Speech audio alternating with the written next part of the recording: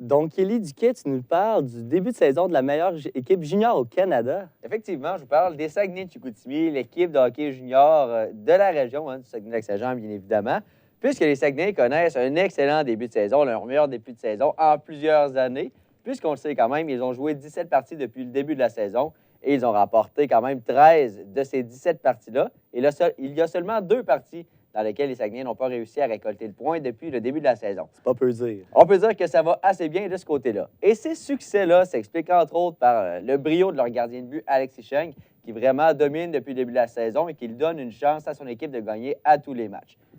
Pourquoi c'est intéressant aussi de parler des Saguenay-Chicoutimi, c'est qu'ils ont 2 espoirs, les Canadiens de Montréal, on le sait. C'est l'espoir Samuel Hood qui a été repêché par les Canadiens en 2018, qui est vraiment tout feu, tout flamme depuis le début de la saison. Samuel Hood a récolté des points à tous ses matchs, à l'exception de 2 depuis le début de la saison. Et vraiment, il est en voie de surpasser son total de la saison passée et de connaître la meilleure saison de sa carrière. Le deuxième espoir, c'est bien évidemment le capitaine des Bleus, Raphaël Harvey-Pinard. Il en est à sa première saison à Chicoutimi, mais il commence vraiment à s'adapter à la plus grande patinoire du centre Georges Vézina, lui qui a marqué 4 buts lors de ses 2 dernières parties. Et là, on passe du hockey junior québécois à la Ligue hockey midget 3 du Québec avec les îles de Jonquière qui ont eu un début de saison, oui, en dents de scie, mais lentement, mais sûrement, ça commençait à se replacer. Eux qui voguaient sur une séquence de 4 victoires consécutives. Malheureusement, cette dernière qui a pris fin vendredi dernier face aux Lions du Lac-Saint-Louis. Donc, les élites de Jonquière qui, avec un nouvel entraîneur à la barre de l'équipe, ont pris leur confiance. L'éclosion de Maverick Lamoureux, de aussi Fabrice Fortin. Donc, tu parlais d'espoir, peut-être des futurs espoirs pour les Saguenayens, qui sait.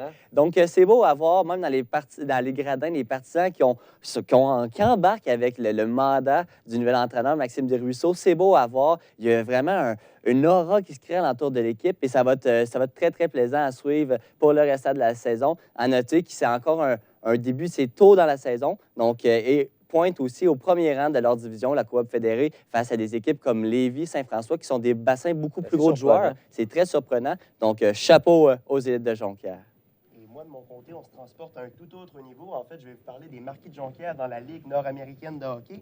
En fait, c'est tout le contraire des Saguenayens et des élites. Pour les Marquis, ça va un petit peu moins bien et c'est très décevant. En fait, en ce moment, on pointe à l'avant-dernier rang du classement de la Ligue nord-américaine de hockey, devant le Cool FM de Saint-Georges avec seulement 1 victoire et 3 défaites. Donc, on peut voir que ça va quand même pas très bien en ce moment au niveau du côté des Marquis. Et ce qu'on remarque, c'est que le problème en ce moment pour les Marquis, c'est qu'on a de la difficulté à garder une avance durant les matchs. Parfois, on va mener par 1 but, 2 buts, même 3 buts, et on va finir par perdre la partie quand même. Le meilleur exemple que je pourrais donner, c'est la partie dernière. En fait, vendredi, oui. Effectivement. Les Marquis menaient 3-0. Finalement, on s'est incliné 4-3 en prolongation. On a échappé une partie comme ça.